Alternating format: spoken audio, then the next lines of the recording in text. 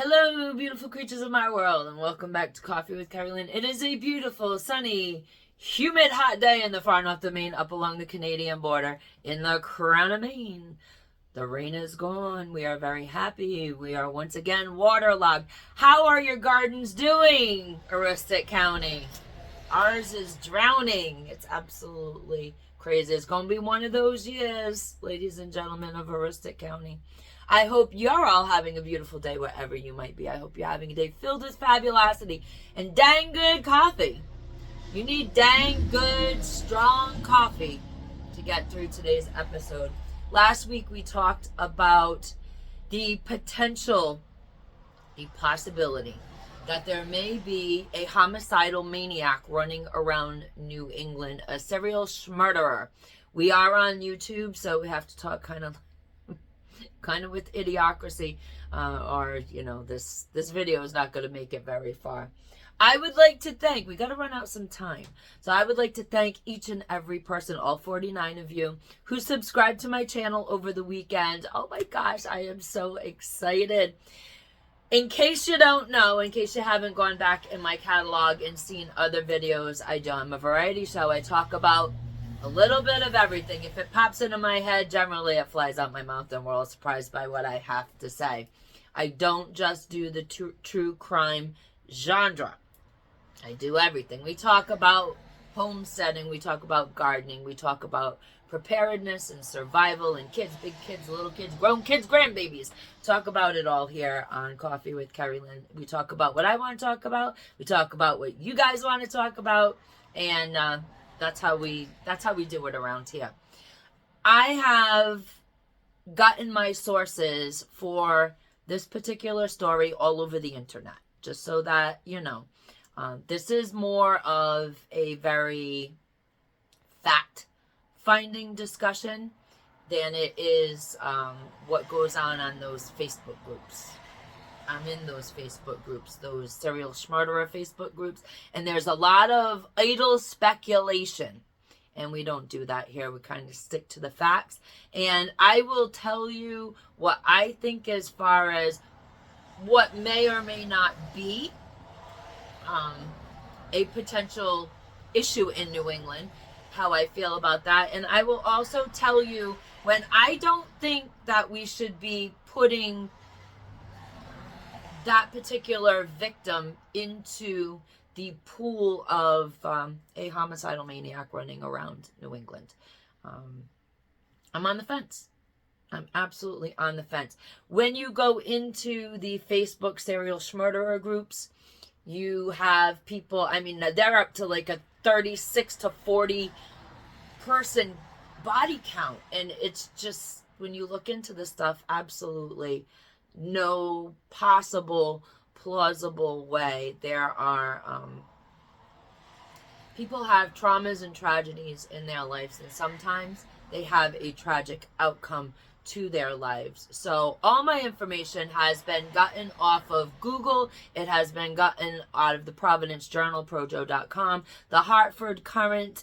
It has been garnered from several news stories through news stations around New England, WMTW, WJAR, WPRI TV, those are out of Providence, and several other news media outlets. So that's where I get my information from. And I just am kind of compiling stuff and handing it to you all, the armchair detective. So grab your notebook and your handy dandy pen, and we're going to try to put the facts into one place. And that's kind of all we're doing here at the moment. So I want to tell you about a horrible homicide that happened on January 7th, 2025. Now, the actual story about the potential to having a serial murderer running around New England, all that hubbub began in March. However, there is a case that is currently still open that happened in Springfield, Massachusetts on January 7th. And I think, in my opinion, this is possibly the first victim, if there is a homicidal maniac running around New England. Joanne Garelli, she was 56 years old, from Springfield, Massachusetts, was found in the area of Trafton Road and Camp Star Angelina, a few feet from residential houses. Now, her obituary reads, this is what the family wrote in the obituary: brutally taken from us on January 7th, 2025 at Forest Park in Springfield, Massachusetts. Now, at Forest Park in Springfield, Massachusetts, it's apparently a destination. They have a little farmer's market. I guess they have areas where you can get some exercise. And unfortunately, Joanne was in that area and never returned home. So that was the first, in my opinion, the first victim that was found that has the potential, if there is a crazy maniac running around New England, that is the first victim that has the potential of being part of that situation. Now we're going to move on to the second potential victim.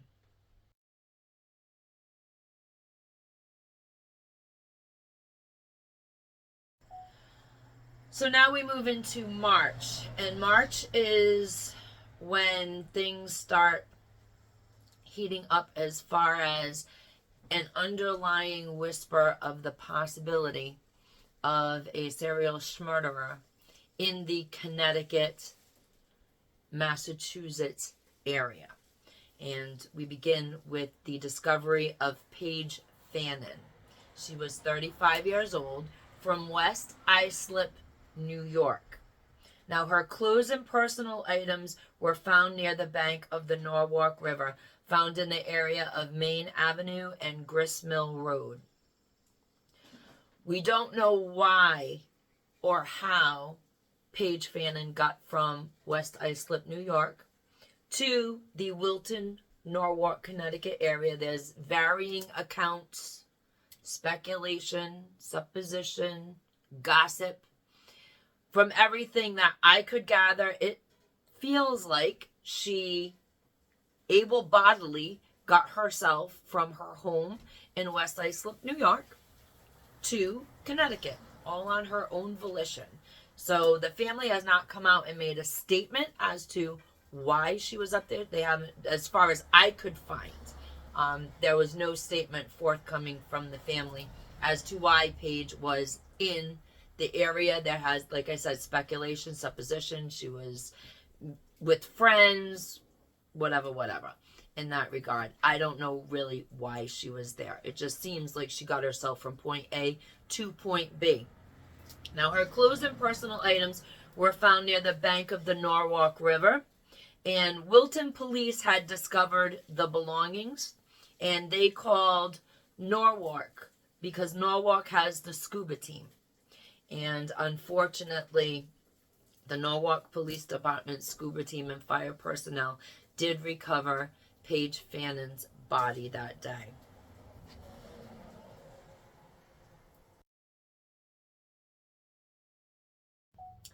Now, we're still on March 6th. We have the Norwalk, Connecticut Police Department. They have just found Paige. And way up in Plymouth, Massachusetts, a discovery of a human skull has been made. Now, these are going to remain independent stories. We're not at a point of anybody in the general public saying that there is a potential serial murderer running around New England. These are Paige's story is exclusive to Connecticut, and the human skull found in Plymouth, Massachusetts. I'll put up a map for everybody so that you can see the distance between where Paige was found and where the human skull was found. And they're just independent news stories at this point. Now, on March 6th, just off of Route 3, in a wooded area on Route 3 in Plymouth, Massachusetts, a gentleman was out looking for antlers. It's a very common thing in New England. Deer antlers up here, and it's fascinating. You walk through the woods up here, and everybody tries to find moose antlers and deer antlers, and people make jewelry out of them. They make objects of art out of them. Shoes for your fur babies get made out of antlers, and it's just a thing that we do in New England. And this gentleman found a human skull, which he immediately alerted the Plymouth Police Department, and they went out and they found the skull, and it was a very deteriorated skull. So that was focused on news that in Massachusetts, and I think a few of the, I want to say WJAR in Providence picked that one up right away. It Rhode Island and Massachusetts. I'm from Rhode Island, in case you didn't know. I was born and bred there, and moved to Maine when I was older. The news is very interactive in those areas, Connecticut, Rhode Island, and Massachusetts. So they will pick up each other's stories on the same day. And Plymouth, Massachusetts is a touristy hotspot. So that one was going to make a lot of noise. That particular story was going to make a lot of noise. But at this point, Paige in Connecticut and the skull in Massachusetts, there's no connection being made between those stories at all. They're independent news stories, even though they were found on the same day.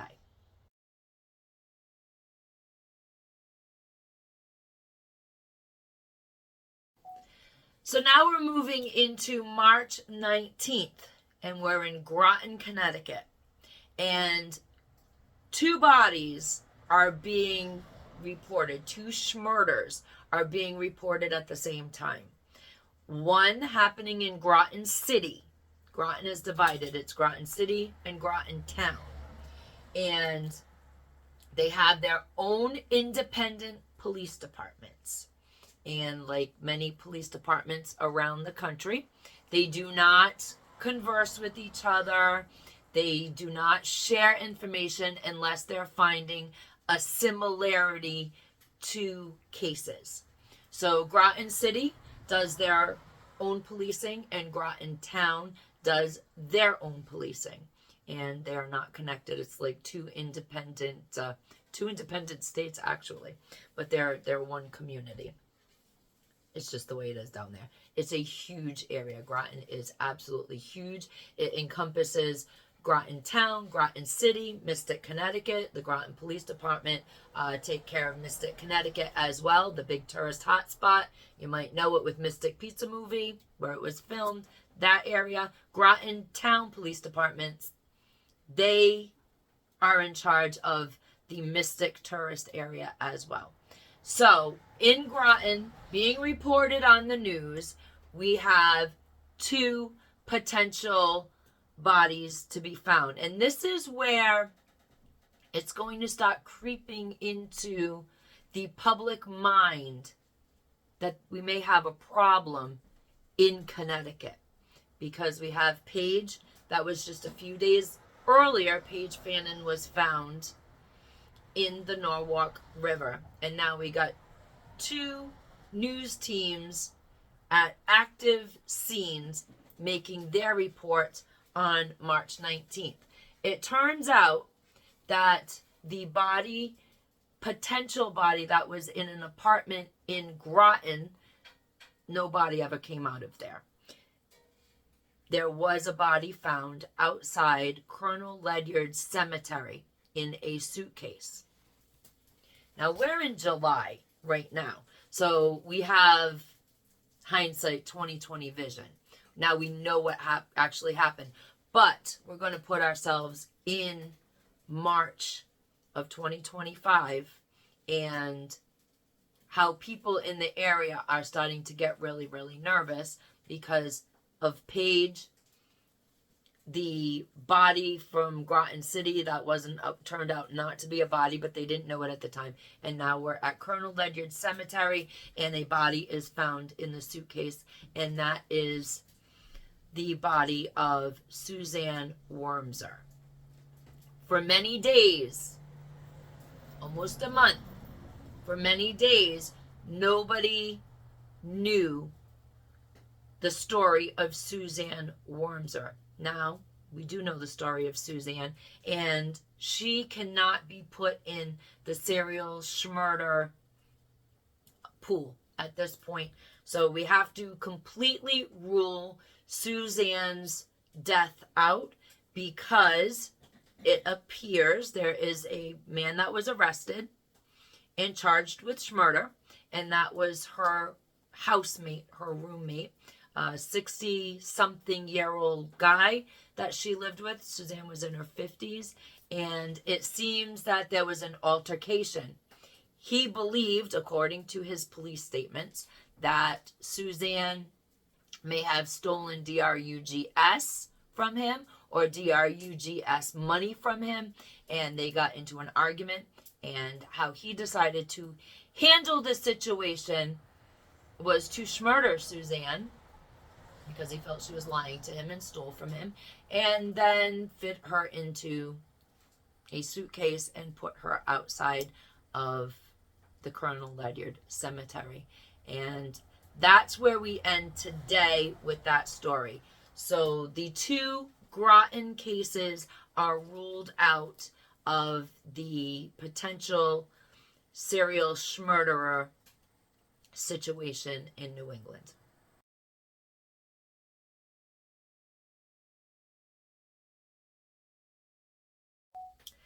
Now we're still on March 19th, and we are going to be talking about Denise Leary.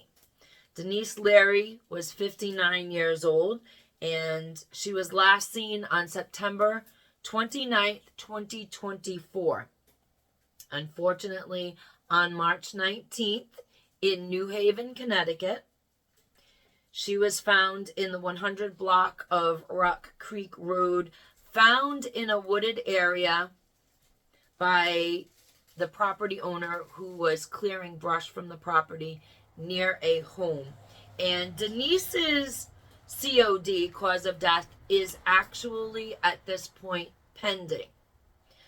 So we are now with the general public where they are openly asking, once Denise is found, the general public, especially in Connecticut, they're starting to openly ask the police if there is a possible serial murderer running around Connecticut. Again, they're not connecting anything with Plymouth, Massachusetts at the time that Denise is discovered.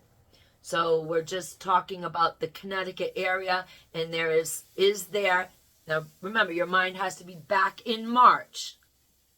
We find out that Suzanne in April is not a part of this. We find out in almost April that the second body in Groton just wasn't. So people are having a lot of emotions in Connecticut right now, and they are starting to ask if there is a potential serial murderer running around Connecticut.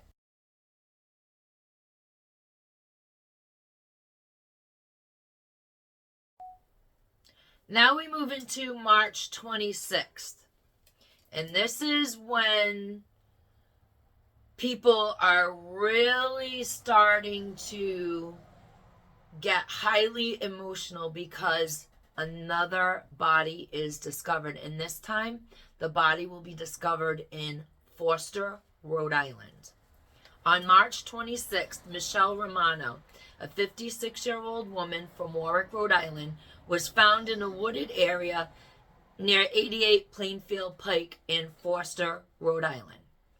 Now, Michelle was reported missing on August 18, 2024. Her last known address was Hazard Avenue in Warwick, and Romano was last seen on July 22nd, 2024. Michelle did not have a vehicle.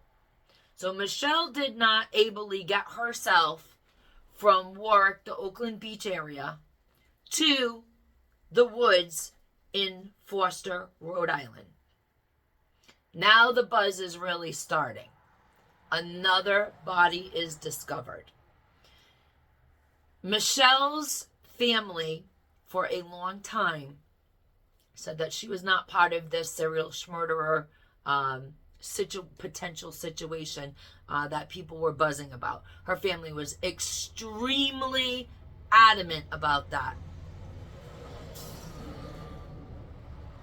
I kept Michelle in the equation because recently, as time progressed, there were reports of people in Michelle's family wondering if she was a victim to this potential serial murderer situation that may be going on in Connecticut and Rhode Island. Again, nobody's classifying the human skull at this point, at the end of March, into the hysteria that there might be a potential serial murderer running around New England. So people are just starting to connect the dots between Paige Fannin, Susan Wormser, Denise, and now Michelle.